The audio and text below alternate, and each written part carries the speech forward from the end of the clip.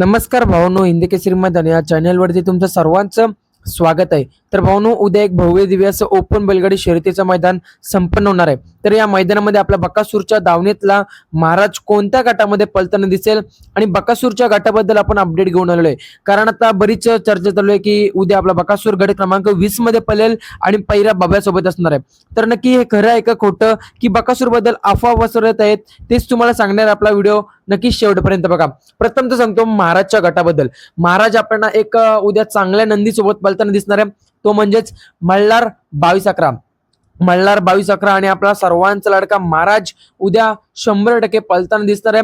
तर पहिली चिठ्ठी निघालेली आहे गट क्रमांक 6 मध्ये तास क्रमांक 9 वरती। माझ्या माहितीनुसार ही चिठ्ठी कडेने आहे, त्यामुळे आपला महाराज या गटामध्ये पळताना दिसणार नाहीये।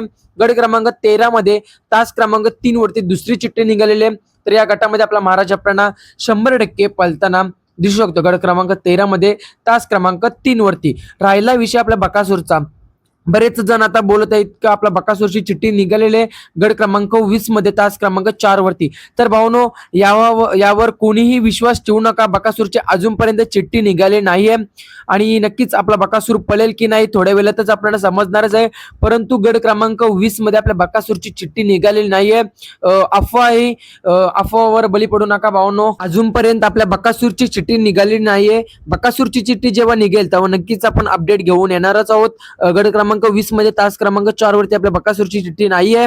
धन्यवाद भावांनो।